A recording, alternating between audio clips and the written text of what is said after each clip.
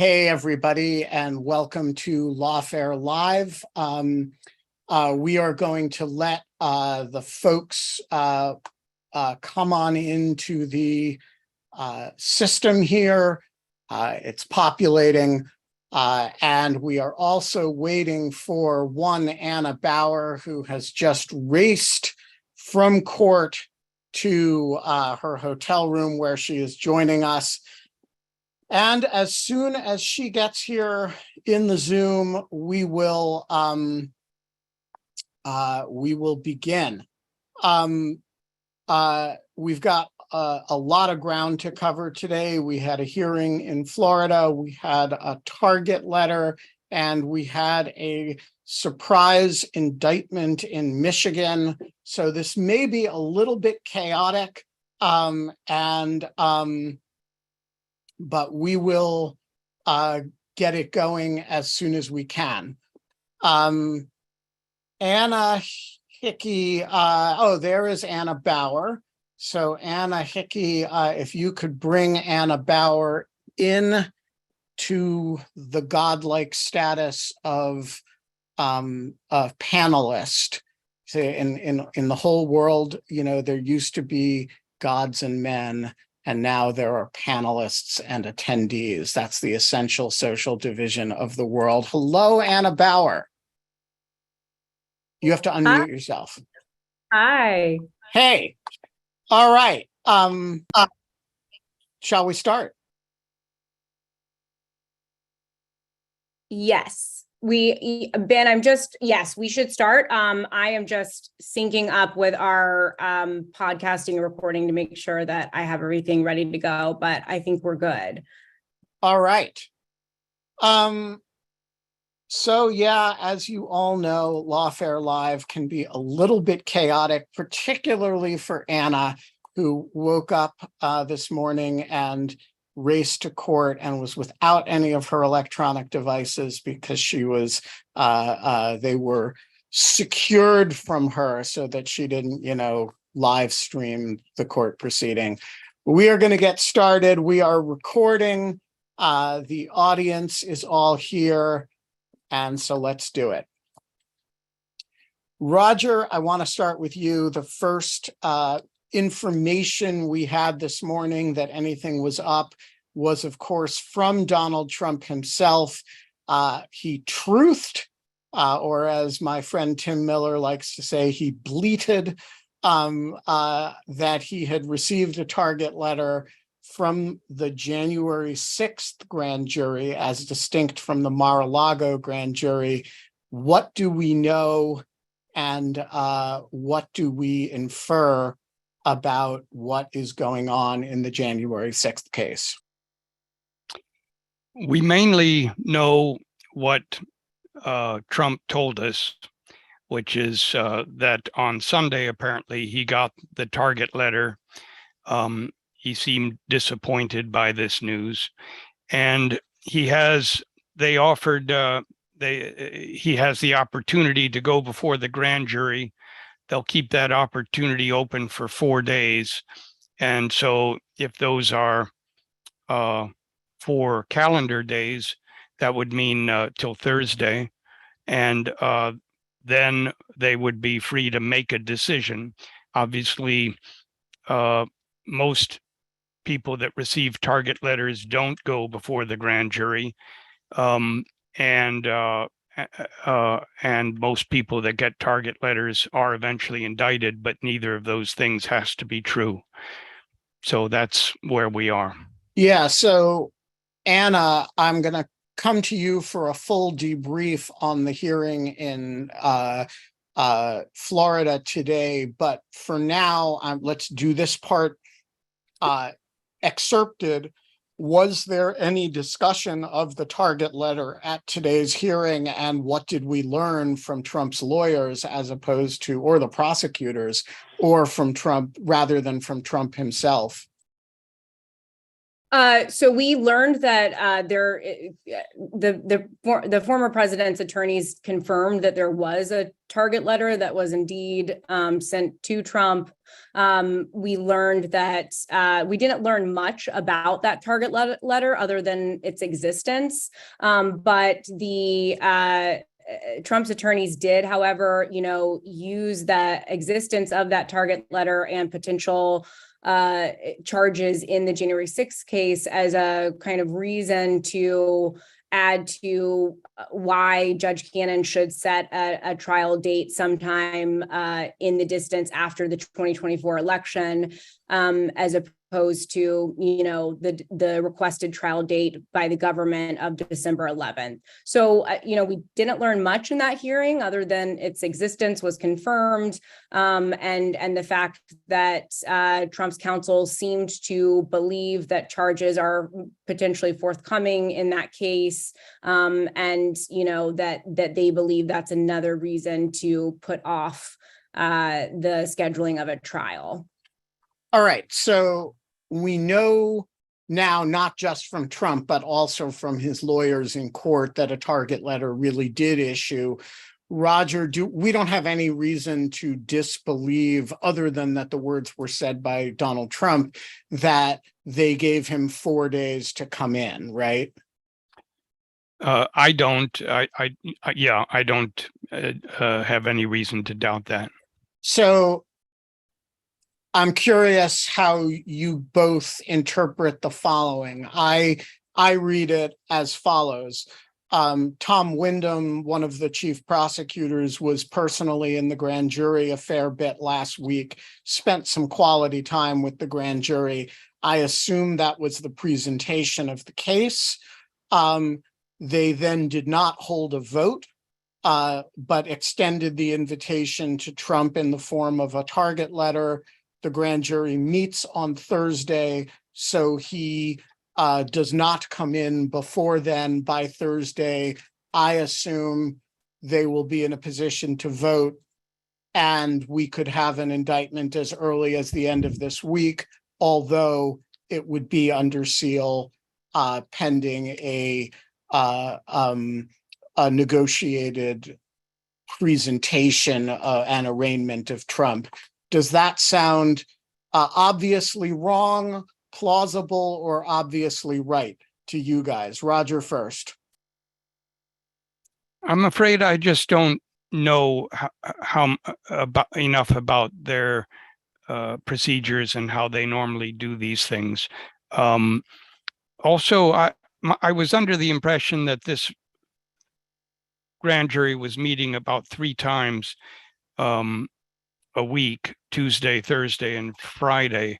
And so I don't know if they're giving him 4 days, what that means. If they does it mean through Thursday, or does it mean until Thursday?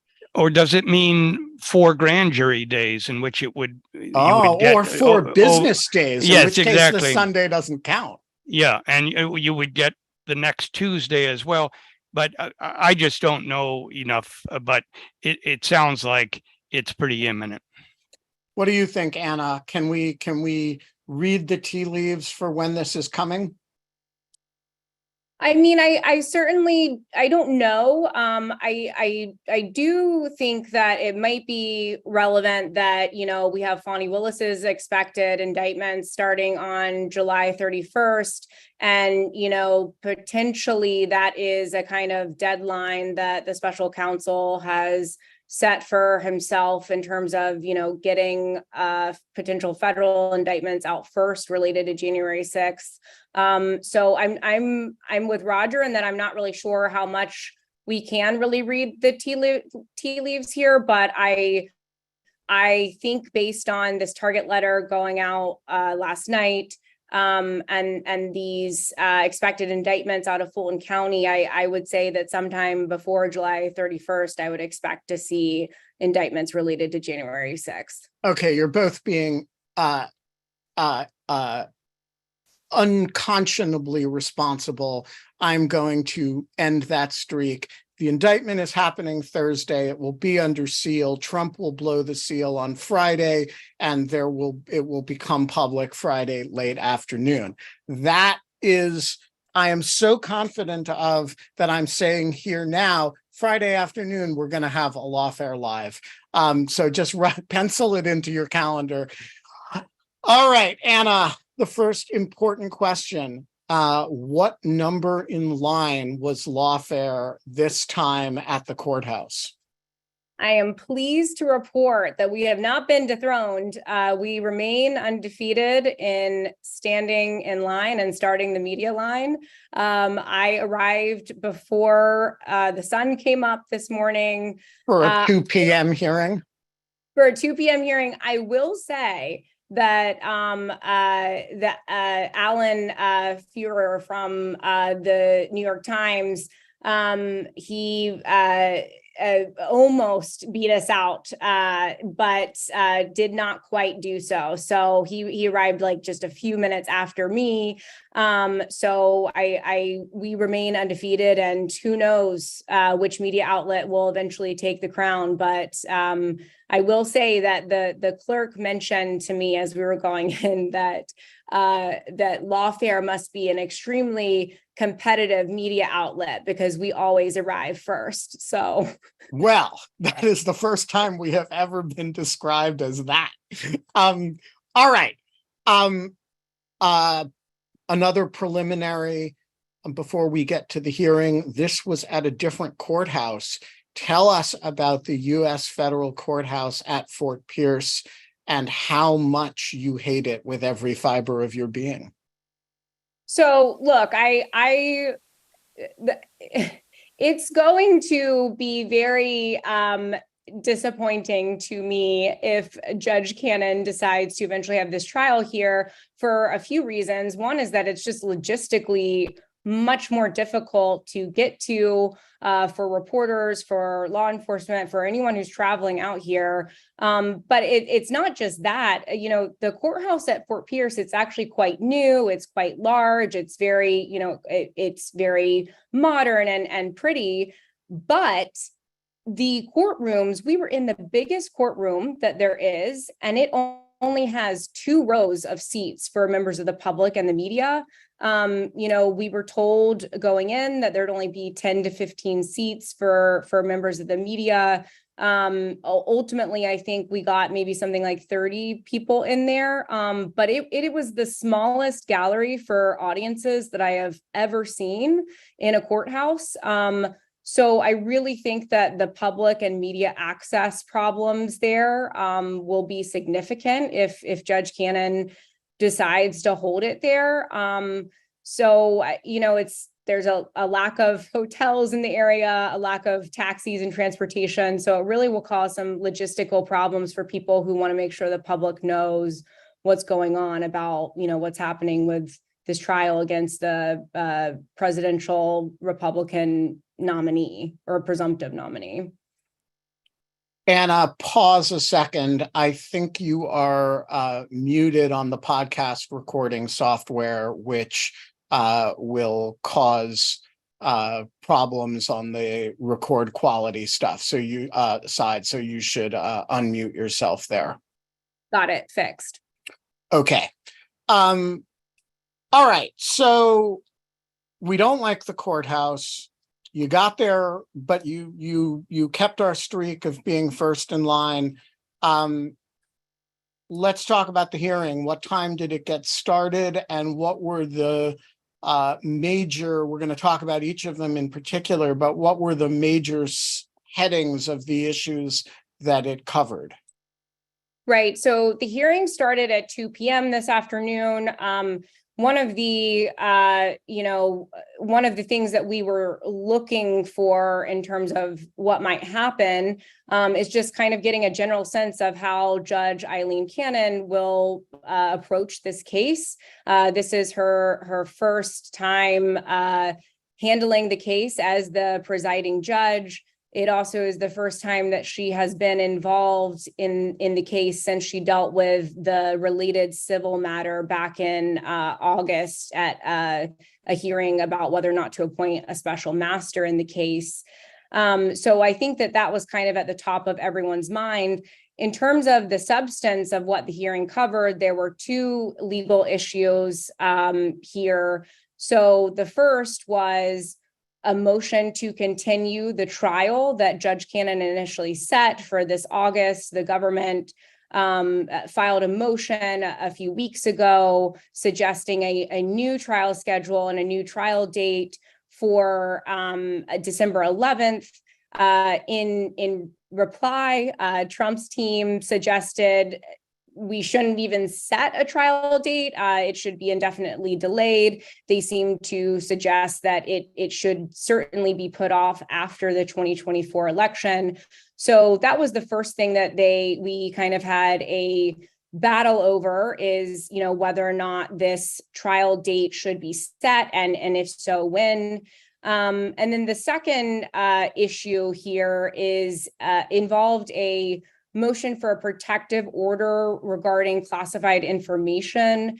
That's a motion that the Department of Justice filed yesterday. And that kind of just sets the ground rules for, how discovery and evidence will be handled regarding classified information pursuant to the Classified Information Procedures Act. So the government filed this yesterday, and Judge Cannon kind of wanted to ask whether or not there was meaningful conversation before that motion was filed between the defense attorneys and the government, because the local rules require meaningful conferral before, a motion is ripe or like ready to be ruled on or discussed. Ultimately, that ended up being a smaller part of the hearing. I'll go ahead and say, before we get into the motion for continuance part, that Judge Cannon did rule that she would dismiss the government's motion for a protective order without prejudice, meaning that they can refile it. The reason being that in her view, the government did not meaningfully confer with defense attorneys before filing that motion. She noted that the government tried to speak with the defense attorneys on a Friday, but then filed on a Monday. So she kind of directed them to, try again to discuss, and then, the government can get a second bite of the apple by refiling that motion. All right, so let's talk about each of those three issues in turn. The first is Judge Cannon herself. You watched her in the disaster of a hearing that led to her first disaster of a ruling that the 11th Circuit reversed.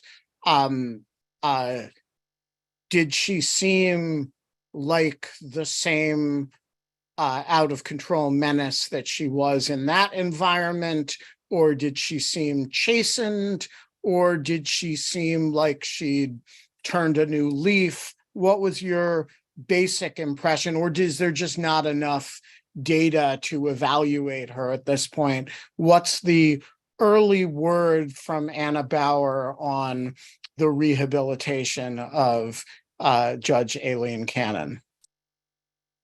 So I think it's hard to say at this point, but I will say that something I noted is, for background, if folks recall, one of the things that was really striking about Judge Cannon's order in appointing a special master is that she did focus on, the Trump status as, a former president and some of the, reputational harm that he might suffer, or, other kind of political harm and that kind of thing. She really focused on his status as a person who's a former president who might be, running for president and that kind of thing. But here in this hearing, when Trump's attorneys urged her to consider his identity as, a Republican presidential frontrunner, she kind of seemed skeptical of that, and she resisted their urges to,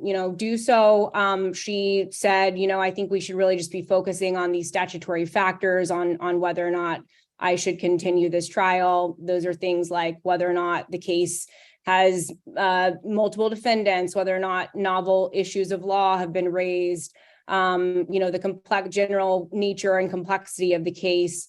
So she very much wanted to redirect the conversation to those factors. With that said, she also expressed a lot of skepticism towards the government about, whether they had put forward a realistic trial date. I think that some of her questions actually are fair ones in that, she mentioned that she's not aware of any case involving classified information that has gone to trial within 6 months, much less, a year. The government was able to point to a case called Mallory that went to trial in 11 months. Wait, we're gonna get to the merits of the issues discussed in a moment, but basically to put it simply, you didn't detect anything. Like when you came out of that first hearing a year ago, you were pretty rocked by her behavior. You didn't detect anything abnormal or any questions that you thought were inappropriate, or she didn't announce, as she did in the special master hearing, yeah, I'm inclined to go this way. She didn't show any evident bias in this hearing that you could see. Not that I can see. She was very tough on the government attorneys, maybe more so than most federal judges would be. But I don't know that is something that, being tough on the government when they make representations about whether or not they produced discovery and considering kind of, being very thorough about what her decision should be. I don't know that that's necessarily a bad thing. I just didn't get a good sense. It seemed like she was very much peppering both sides with tough questions. So it's it's very hard for me to tell at this point whether or not she's changed her tune since the 11th Circuit ruling. I'm still willing to kind of wait and see, though I will say that, it did seem to me, having seen judges interact with DOJ attorneys, it did seem to me that she was quite tough on them. But it was kind of, she also had difficult questions that for Trump's team as well. All right. So let's talk about the two issues one by one. The first and simpler one is this question of the protective order for purposes of SIPA. For those who are not SIPA nerds, let me just give the briefest summary of this. So you have a whole lot of pretrial litigation. This is the reason why this trial will not be held in December. That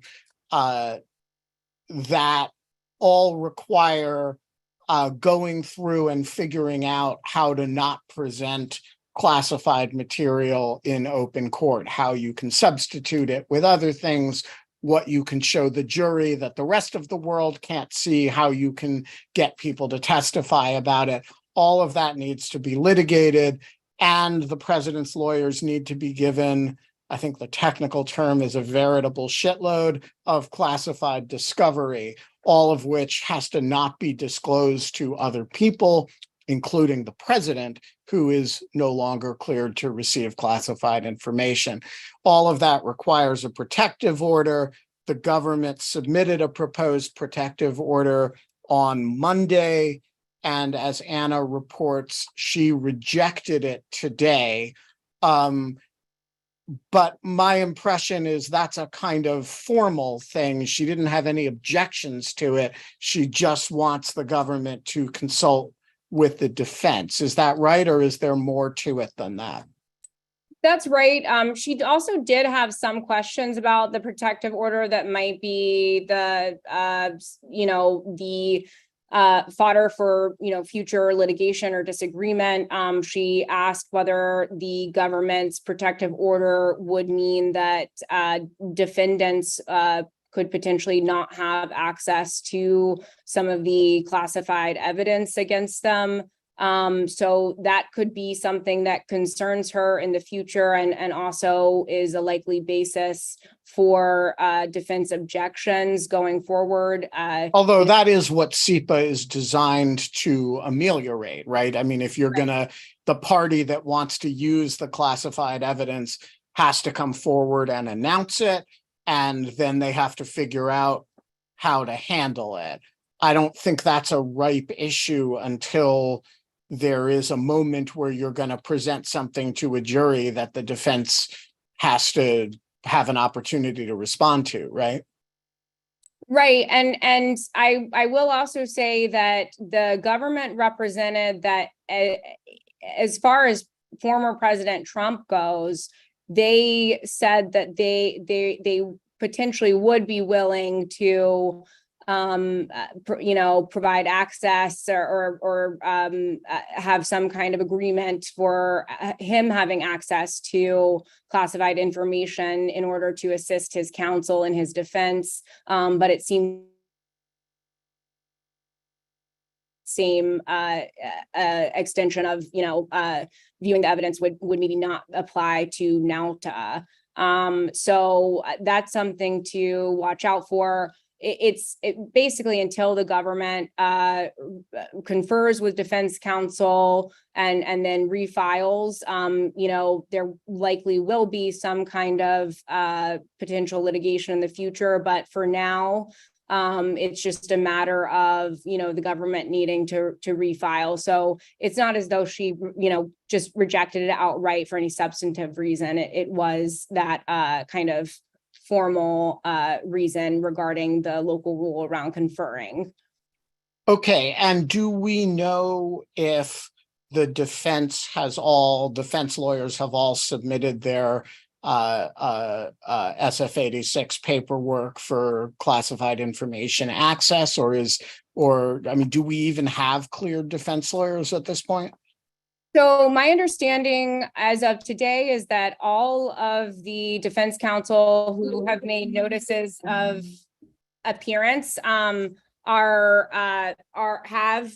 filed the notices of compliance, saying that they, have completed all their applicant tasks.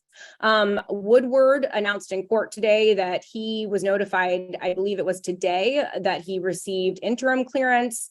Blanche and Keiss, I believe as well. I can't recall if Keiss said this in court, but I do know that Blanche also noted that he has received interim clearance. So I again, not sure what the status is of Sasha Dadan, who I think that's how you pronounce her name. Hopefully it is. But she was just recently joined Nauta's team. And so I'm not sure what the interim clearance status is with her. But so, that will be something to note about what was revealed today in the hearing. All right, excellent. So let's talk about the other issue, which it sounds like occupied the bulk of her time, which is the issue of trial date.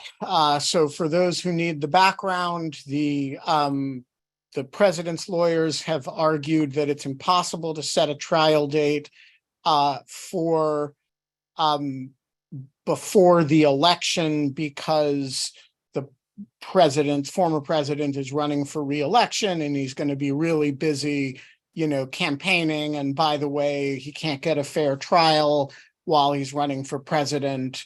And by the way, Jack Smith is unconstitutionally appointed and all that jazz. The government has argued that it can get a trial, all the discovery done in time for a trial in December. My own sense of SEPA is that is not possible, with all due respect to the government's arguments. I've never heard of a trial with significant amount of classified information going to trial in less than a year and a half. So talk about her questioning to both sides on this. What did what did Judge Cannon reveal about her instincts?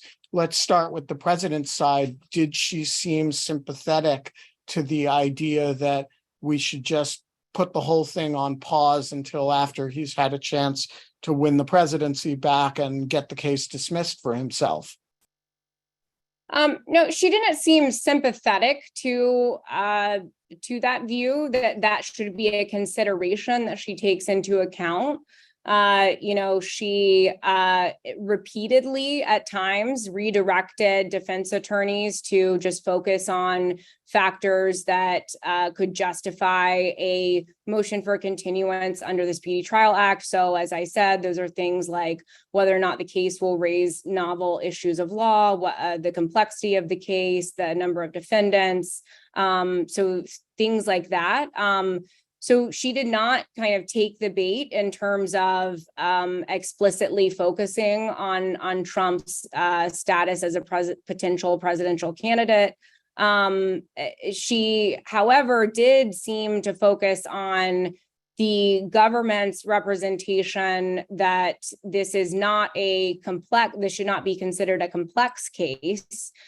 Defense attorneys argued that this should be considered a complex case, that, SIPA and classified information cases almost always are considered complex cases by the government. Stanley Woodward mentioned that, he had a trial in DC last week that involved discovery of 2 hours or something, a very short amount of footage from video surveillance, and it was considered by the government to be a complex case. Yet here there's, I think the government represented that there's like a span of 9 months of surveillance video that was produced in discovery. It was over 1,000 hours of surveillance video. There is no way that a case with 31 classified documents, each with its own charge, is not going to be a complex case. I mean, right? Like, what is the department is really arguing that this does not count as a complex case? I mean, even leaving aside that he's a former president and Mar-a-Lago and the boxes in back of me, there's a mountain of classified discovery. Right. And that's what Judge Cannon's questions focused on, is, asking the government if there are other similar cases that DOJ has not considered complex. And she also focused a lot on the volume of discovery. We got some updates on what has been handed over. Something I will note that Stanley Woodward, Nauta's counsel, focused on is that the government informed the court at the start of the hearing that there was ongoing efforts to retrieve information from Nauta's phone. According to the government, they initially had done a search of Nauta's phone in November. So that's where we see some of the text messages and the indictment, things like that.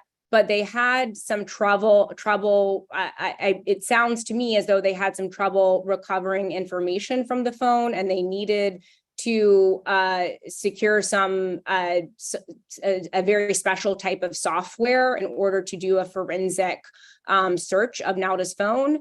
And according to Jay Bratt, that retrieving that special software took a few months. I'm not sure what kind of software would take a few months to obtain. But so it was only recently that they were able to get a forensic copy of Nauta's phone. And there's now, efforts to produce that new discovery to Nauta's defense attorneys. And of course, Stanley Woodward kind of used that as a reason why he would need additional time to, go through all the discovery and to secure the documents that were retrieved from Nauta's phone. So on the government side, she seems pretty skeptical. I gotta say, I agree with her. I think that a December trial date is, I mean, God bless Jack Smith for pushing for it if he thinks he can actually do it. But I don't think it's doable. When I asked Brian Greer, who's a kind of SEPA expert, about the possibility of getting this to trial before the election, his answer was no way. And I mean, is it fair to say she doesn't seem to have any sympathy to with the idea that she should push this till after the election, but she also thinks that, for the sake of doing so, because he's running for president, but she doesn't think the statutory factors necessarily favor the government's argument either? Is that a fair summary of where she seems to be? That might be a fair summary. It's not entirely clear to me if she was necessarily sympathetic to putting it off after the 2024 election, or just wanted to set a later date than the December 11th date proposed by the government. She did ask at one point about whether or not the March 2024 date set by the judge in New York in the case for falsification of business records and Alvin Bragg's probe. She asked whether or not that was a firm trial date, and what the expected timeline for that case would be.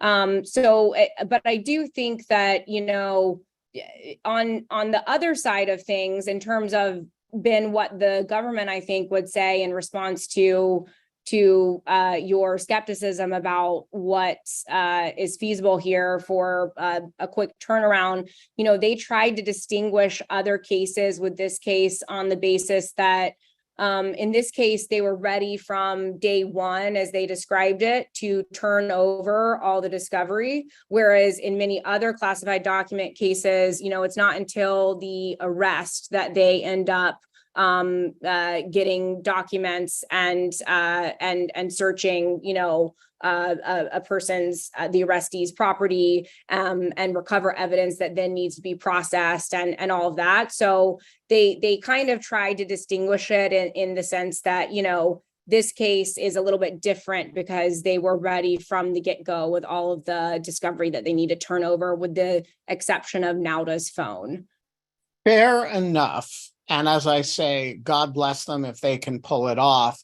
But it seems to me that if they haven't even started classified discovery yet, they don't even have a protective order in place, and we have no idea what the scope of the litigation over use of any of this material is going to be, except that there's going to be a lot of it. And by the way, there are a bunch of other motions that are going to have to hear. Just December seems awfully ambitious to me. And I'm sure she would get a lot of criticism because of who she is, if she were to say it's totally unrealistic. But I gotta say, it sounds pretty reasonable to me. All right, a couple more questions, and then we got to go do and now for something completely different, discussion with Roger about Michigan. Did she set a next hearing date? So she did not set a next hearing date. She basically just said, I will enter an order soon following this hearing. So we do not have a next hearing date. We do not have a trial date. We don't know exactly when Judge Cannon will issue an order on this. So it is all to be determined.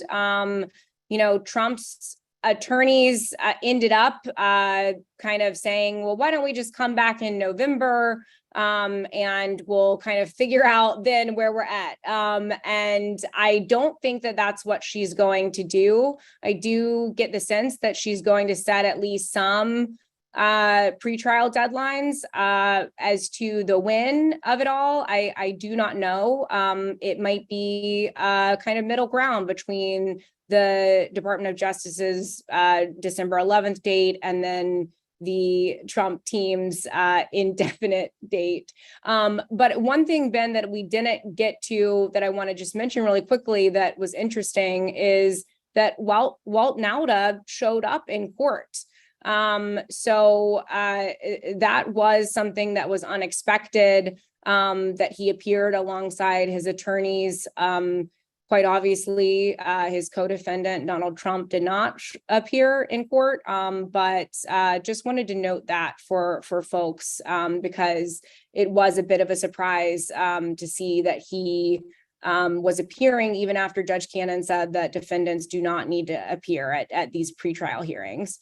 Well, if I were a defendant, I wouldn't miss my pretrial hearings. I mean, it's just it's something that's about me. I would want to be there. One last question, which is, did we learn anything about other motions outside the SEPA context and the setting of a trial date context that we're likely to get? Right. So we did learn about some anticipated motions. We learned about this in the course of this hearing because Judge Cannon was focused on whether or not this case would raise novel questions of law, and then also, what the timeline would be for any potential, motions in limine or other pretrial motions that would be filed by defense counsel or by the government. You just used a term you're going to need to define. What is a motion in limine? A motion in limine is just like a pretrial motion that typically relates to evidence, and it's things like a motion to suppress evidence. And so in that respect, we do know that the defense counsel intends to file several motions related to suppressing evidence about Evan Corcoran's notes. So they mentioned that, that would be subject to a pretrial motion. In terms of other types of motions, they said something about abuse of grand jury process as a potential motion. They mentioned that there is policy under Department of Justice guidelines about whether or not you can use a grand jury within the venue or kind of location where you think that you might not bring charges. So the question there is, the special counsel used a DC grand jury for gathering much of this evidence, but then ultimately indicted in Florida. So they suggested that there, could be a potential motion there. They also referenced, as they've long been threatening to do, question the validity of the search warrant executed at Mar-a-Lago last August. And then finally, the other motion that is likely forthcoming that Trump has long raised is the intersection of the Presidential Records Act as it relates to other criminal laws, or to criminal laws regulating the handling of classified documents. They believe they have a novel question of law there about whether or not the PRA could allow Trump to take classified documents. So those are the kind of buckets of motions that we will likely see that they raised. In other words, no surprises there. They didn't announce anything that we haven't, anticipated in prior discussions. Right. All right. Meanwhile, in the state of Michigan, we had an adjacent indictment that came as a bit of a surprise. We got a bit of a heads up this morning that it might be coming down the pike, but had no idea prior to today that it was happening today. Roger, what do we know about this case? What has the Attorney General of Michigan charged, and who are the defendants? The Attorney General, Dana Nessel, charged 16 individuals with for their role as claiming to be electors, duly elected and qualified state electors for the state of Michigan in December of 2020. After the election, in November, the Biden won the election in Michigan. He got 2.8 million votes. Trump got, or various Republicans got Trump got 2.65 million, and there was 154,000 margin in favor of Biden. So, nevertheless, the 16 Republicans, and if you follow the Michigan procedures, it's clear that who the 16 electors would be. They would be the Democratic electors. And on December 14th, when those electors are supposed to go to the State House and cast their votes, the Democrats did that. And meanwhile, 16 of these individuals gathered in the basement of the Republican Party headquarters, also in Lansing, I guess. Lansing's the capital, and purported to cast their votes for Trump and signed documents saying they were duly elected and qualified electors for president and vice president of the United States for state of Michigan. These documents were eventually sent to the National Archives and to the U.S. Senate. Apparently, they also tried to get these into the State House in Michigan, but they were rebuffed. So each of those 16 individuals is charged with 8 counts. It's a felony. It's what we have at the moment is a felony complaint, and I don't know technically if it would be considered 16 felony complaints or how that works. So, and we have an affidavit that backs those up. And again, I don't know enough about Michigan procedure, but I assume that's sort of a placeholder, and eventually we'll have an indictment. The charges are, let me get you the exact charges. It's like forgery, conspiracy to commit forgery, a different kind of forgery, conspiracy to commit uttering and publishing as a substantive count, conspiracy to commit election law forgery as a substantive, and two versions of election law forgery as a substantive count. I just want to say that we do uttering and publishing every day at Lawfare, and that charge makes me really nervous. Okay.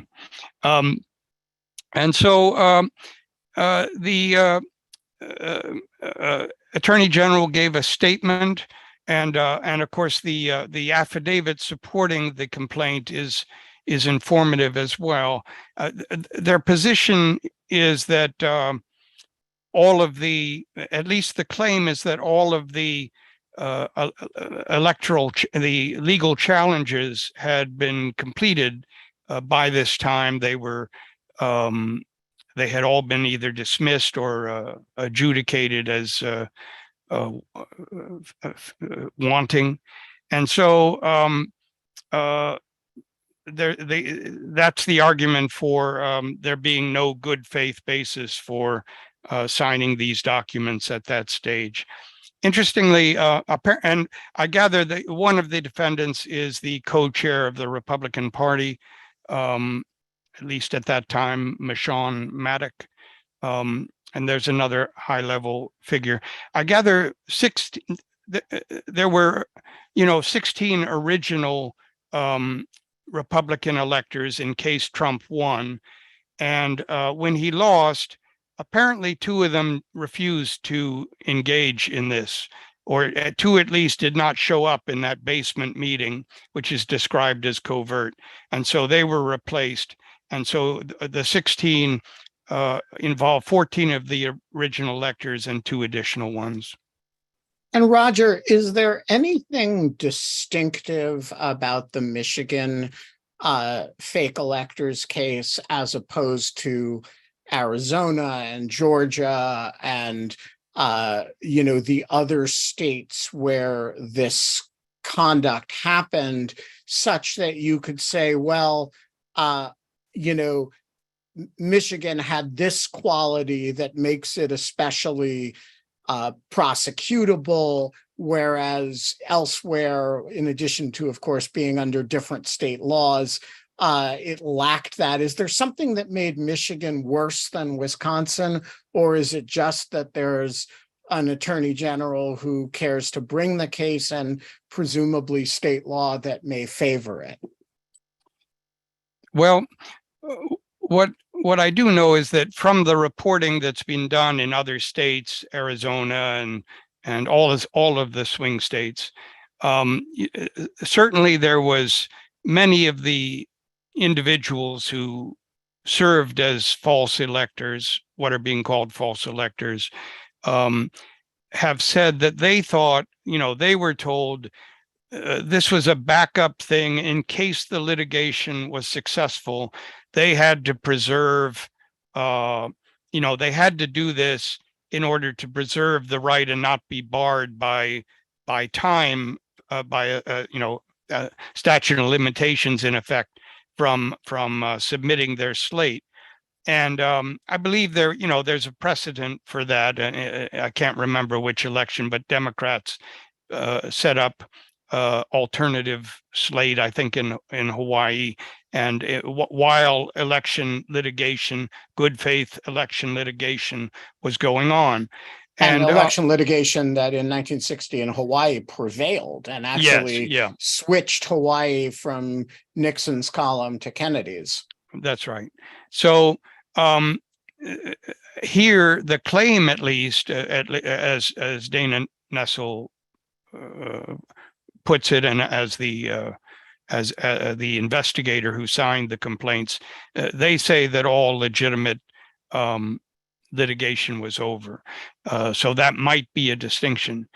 The only other thing I'd note about Michigan is that Dana Nessel was the first to go public in January of 2022 and announce that she was making a referral to the Department of Justice regarding what had occurred with these false electors. And in fact, I think 2 other states did so also in January of 2022, but later, I don't know if that was public. And Lisa Monaco of the Department of Justice, and I don't have her title, but basically number 2 as far as... She's the Deputy Attorney General. Okay. She was sort of put on the spot by reporters. Have you what's going on with that referral? And she said, well, we're looking at it, and according to the Washington Post, that was a major event in terms of sort of pushing the Department of Justice to formally pursue the false electors thread. And I think by April, according to the Post, the FBI formally got approval to pursue that as one of their threads in what we've been calling the white collar January 6th cases. And so she's been at the forefront. I don't know how much the facts in her state differ from the facts in other states. All right, we are going to go to audience questions. Some of you have listed questions in the Q&A. Jen, you can cut this introductory monologue on my part. When I come to you for a question, please state your question briefly. Some of you, there are 3 of you in the queue. 2 of you have more than one question, so just do your questions in rapid fire, and to the extent you can direct it at one of the panelists, that will keep things moving. John Bordeaux, you are first in the queue. Thanks, Ben. The first question was about any kind of guidance on how federal and state jurisdictions coordinate or deconflict among their various indictments. Some of us lost indictment bingo this morning. And likewise, are there any constraints on how much information sharing or scheduling can be shared among these different offices? My second question, if that's okay, is about Jack Teixeira, who apparently is making a motion or something. Hold your second question Sure. till we're done with the first. So Sure. the answer to your first question is that there is a deconfliction processes are pretty ad hoc. They come up in the situation where you have multiple indictments comes up frequently.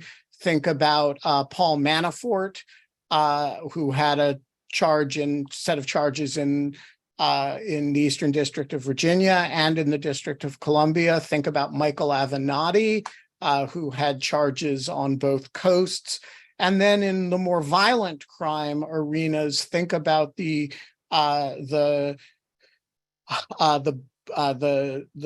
sharpshooter who killed the pair who killed a lot of people in the DC area in the early aughts, who had charges in the District of Columbia, in Virginia, and in Maryland. So this situation is not unusual.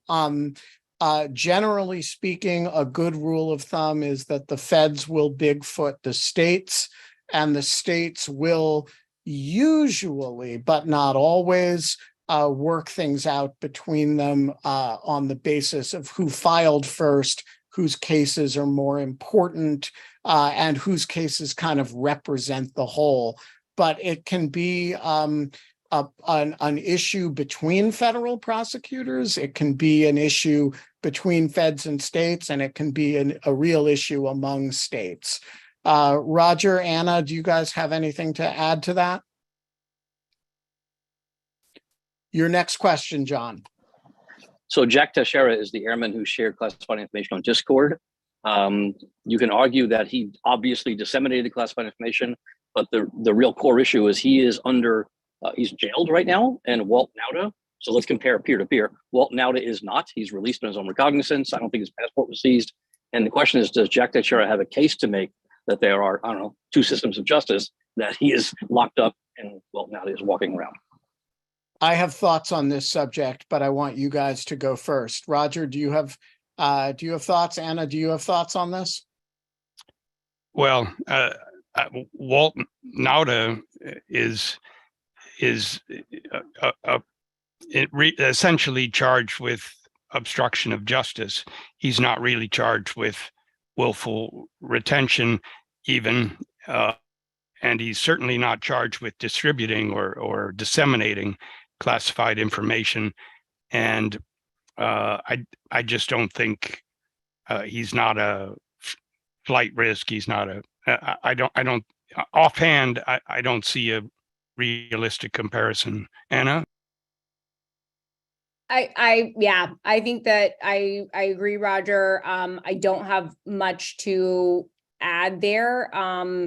There might be some things about Teixeira in terms of, some of the rhetoric that it's been shown that he used, and some of the kind of photos of him with a gun and that kind of thing, that maybe there could be some kind of argument that he poses more of a danger to the community than Nauta or something like that. But I think the main thing is exactly what you suggested, Roger, which is that, it's a different, the nature of the crime is very different.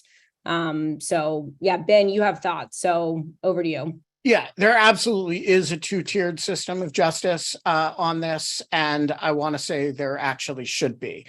So I'm going to lean into this for a moment. As a general matter, there are, in these classified information cases that involve significant volumes of highly classified information, everybody does pretrial detention except former senior officials. And Trump, like David Petraeus, like John Deutsch and Sandy Berger, there is this former senior official exception. I think that exception is outrageous. And I think that as a general matter, if everybody is considered, wildly inappropriate, that Edward Snowden should be walking the streets pending trial, and ditto Jack Teixeira. I think, Donald Trump, who had a similar volume of classified information, is probably in the same department. That said, I do think an exception for Donald Trump makes a certain amount of sense here. You're not going to lock up the former president on a pretrial basis, and you're just not going to do it. And the government didn't ask for it. In fact, they didn't even ask for bail. And the reason is that there's just an acceptance that this case is different. I don't think there should be, in general, a former senior official exception, but I do think acknowledging the wild incongruity, the wild sense in which this case is like nothing else we've dealt with, is just common sense at this point. So I do think there is, Donald Trump is being treated differently. It's not that Teixeira is being treated differently from other people similar to him. It's that Trump is. And I don't really have a problem with that. Okay, Murali, you have 2 questions. Yep. Can you hear me? Yep, cool. Okay. First question. I was joining this expecting to be talking purely about the target letter from Jack Smith, and then the Michigan thing turned up out of nowhere. Do any of you have any sense or speculation as to like coincidence, cooperation on behalf of the two, or like Michigan just sitting on that that elector's indictment until there was something else to kind of pick it up, or is it just complete coincidence that they happened within a day of each other or whatever? What do you think, Roger? I have no idea. I vote coincidence, but I'm afraid I just have no insight into that. What do you think, Anna? Yeah. So to start, I'll say that, as I was in the hearing, and then as soon as we got out, the news broke about the Michigan case. So I have not yet had time. And then I ran back here to my hotel and we started this Zoom immediately. So I have not had time to review in depth what's going on in Michigan. I will say that, I'm also voting coincidence. I think that is not only likely, but also, would be appropriate for there to not be coordination. But I will say that, like I said before, Fani Willis was very public in Georgia of, setting out this July 31st timeline to, extending out to August 18th. So the fact that we're seeing some of these indictments coming out related to January or potential indictments with the target letter, and then indictments coming out in Michigan related to the fake elector plot, part of it may be trying to get ahead of Fani Willis, not to say that the Michigan thing has any kind of bearing or any of the same defendants, but more so, just trying to get ahead of, the news cycle on another prosecutor, maybe who is going to have a fake elector plot as a part of their indictments in their state. So there might be just kind of that deadline of July 31st in these various prosecutors' minds. And so to that end, maybe it's not a coincidence, but I don't think there's any coordination between the federal government and the Michigan Attorney General and whatnot. I'm with Roger on that.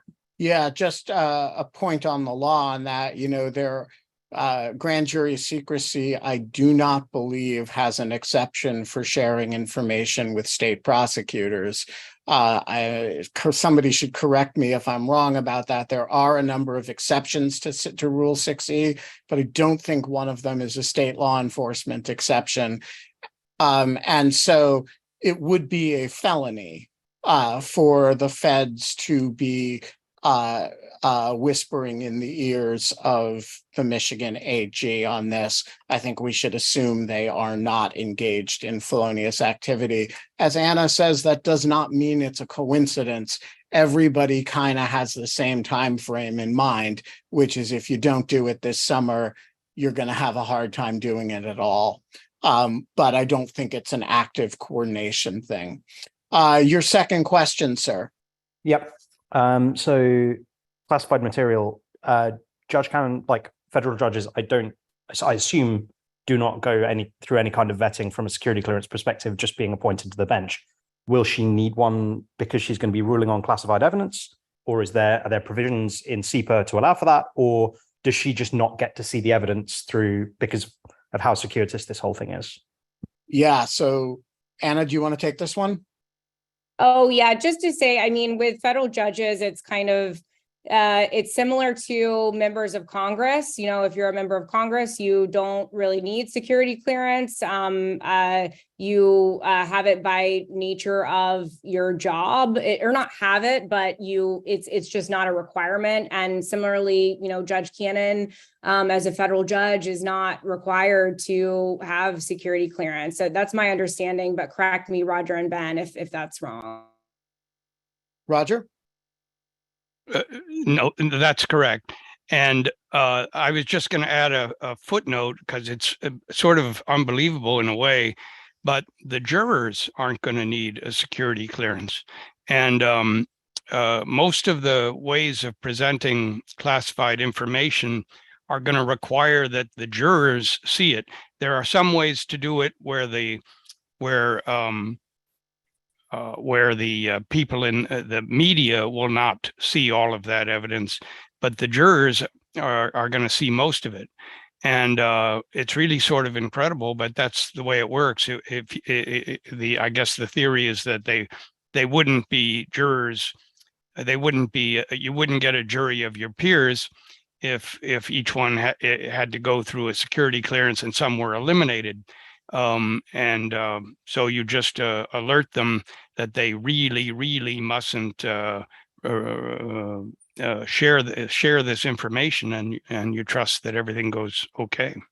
Yeah, the general rule is that if somebody's position is inherent to the Constitution and they hold that office by virtue of their constitutional status, the security clearance kind of implicitly comes with that. So the senator, the member of Congress, the juror, the judge get access as needed. All right, Gavin, you get the last question today.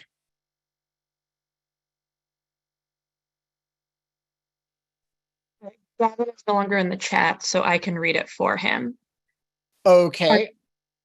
Are the contents of the document actually at issue in the trial? Is there a reasonable argument to be made that the SEPA process can be relatively short because of what the documents say is far less material than the fact that they were classified? And there's a very simple answer to that question, and it is yes, the contents of the documents are always at issue in a case like this, because the defense has the ability to argue that they were not properly classified. And so in order to justify that the documents are properly classified, you have to be able to put on testimony about what the document is about. And as a defensive matter, no pun intended, you have to be able to establish that the defense has to be able to argue that they're not properly classified, since that is related to an element of the offense. And so you have to be prepared to figure out a way to discuss the documents. And for a primer on this subject, see the discussions on Lawfare about the silent witness rule. which has a lengthy explanation as to why you can't simply testify that the document was classified and that's it. All right, we have one last question, which I'm going to direct to Roger from Shannon, because I know Roger has very strong feelings about this. Shannon asked, does anyone think the January 6th indictment as to Trump should have come sooner? Please ask for me. I'm doing the dishes.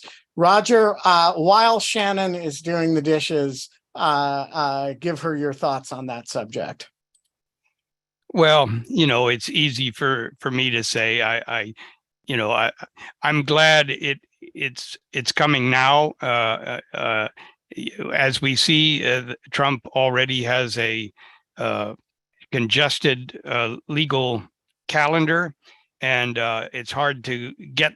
And I agree with Anna that he seems to be rushing to get this on his calendar, but before Fani Willis can. And I think that's a good idea. But there are things about it that I haven't understood. There were good reasons to hold off. But the thing that I will never understand is adopting apparently there are a lot of evidence that the DOJ adopted a ground up policy for a long time, beginning with the January 6th blue collar cases, seeing if you could eventually flip people and reach the higher ups. But the thing was that even before Merrick Garland took the job or assumed the job in March of 2021, you had that phone call from Trump to Raffensperger from January 2nd or 3rd of 2021, and everyone knew about it. And I just don't see how you ignore something like that and not pursue it for a couple years. Similarly, a lot of this false elector stuff was apparent from the beginning. NARA was notifying state authorities. Apparently in November, NARA reached out to the Arizona authorities and said, did you know that people are filing these false elector things? So like we got one. And they went to the DOJ fairly early, and they were rebuffed in early 1991. And I know there are good aspects of why Merrick Garland didn't want to jump into an investigation of political figures in the opposing party without having a ton of evidence pointing to them. But personally, I think that phone call to Raffensperger was a ton of evidence that needed to be pursued. Very briefly, I will, I'm not sure I disagree with Roger, but I will argue the other side just for the sake of, because I think I disagree with Roger, and because I think the audience deserves the benefit of both sides of this argument. Look, Michigan took roughly the same amount of time to bring its single false elector case as Jack Smith has taken to bring the Trump case. It had one case. The U.S. federal government has had about 1,200. Fani Willis, who everybody expected to be first, has one case, somewhere between 1 and 15 cases. She's taken the same 2.5 years. The New York prosecutor took basically 5 years to get the one case against Trump done. None of these organizations, like the U.S. Department of Justice, have had literally thousands of cases to investigate. And so my question, they've all taken about the same amount of time. And that does suggest to me that some of these cases are just pretty hard to develop and they've just taken a while. And I think in the long run, none of us is going to spend a lot of time asking the question of whether the cases took too long. We're going to ask the questions, were the cases righteous, and were the cases the right ones to bring? Did they go far enough, or did they go too far? So I'm amenable to the possibility that Roger and a bunch of my other colleagues who feel strongly about this are right, and that Merrick and Lisa and company were slow off the mark on this. My larger position is that the volume of cases that the Justice Department put together has been amazingly strong. And if a few of them, including this one, took a little bit longer than maybe we would have liked, I'm not going to quibble over that. And I'm going to declare the prerogative of the chair and make that the last word. Anna Bauer, Roger Parloff, you're both great Americans, and thank you so much for joining us today. All right, I am going to very quickly record the intro and outro to the Lawfare podcast, which I don't usually do in front of a live audience, but just for continuity's sake, I'm going to do it this time.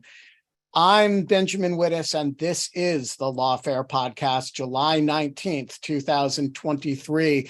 It was a heck of a day in the legal travails of Donald Trump. We awoke this morning to news from the former president himself that he had received another target letter from Special Counsel Jack Smith, this time from the January 6th grand jury. An indictment seems to be imminent. Our own Anna Bauer spent the day in federal court in Fort Pierce, where Judge Eileen Cannon was hearing the first major status conference of the Mar-a-Lago case. And just as she was coming out, of court, the Attorney General of Michigan announced that she had brought cases against several fake electors from the 2020 election in that state. We gathered in the virtual Jungle studio for a live taping of the Lawfare podcast to go over it all. What do we know about the apparently forthcoming new case against Donald Trump? What do we know about the fake electors case in Michigan? And what happened in the courtroom when Judge Cannon faced her first hearing as presiding judge in the Mar-a-Lago case? It's the Lawfare podcast, July 19th, a big day in Trump accountability. The Lawfare podcast is produced in cooperation with the Brookings Institution. Our audio engineer this episode is the one, the only Noam Osband of Goat Rodeo. Hey, folks, did you hear those questions that people in the live audience were asking? They got to ask those questions because they are material supporters of Lawfare. And that means they got to participate in the part that anybody could watch this live on YouTube, but only the really cool people, the material supporters, could raise their hand and ask questions in our internal Zoom where we recorded this. You could be one of those people. You could ask the next question on the Lawfare podcast. And here's how you do it. You go to patreon.com. You go to patreon.com/lawfare. I'm going to say that again. That's patreon.com/lawfare, and you sign up to be a material supporter of Lawfare. And by doing that, you become one of the virtuous people. And by being one of the virtuous people, you get to attend these Lawfare live events and ask questions. So if you enjoyed this episode, if you thought, hey, I want Ben to ask my question while I'm doing the dishes like Shannon did, this is your chance. The Lawfare podcast is edited by Jen Patja Howell. Our music is, as always, performed by Sophia Yan. And as always, thanks for listening. And with that, folks, I think we are over and out.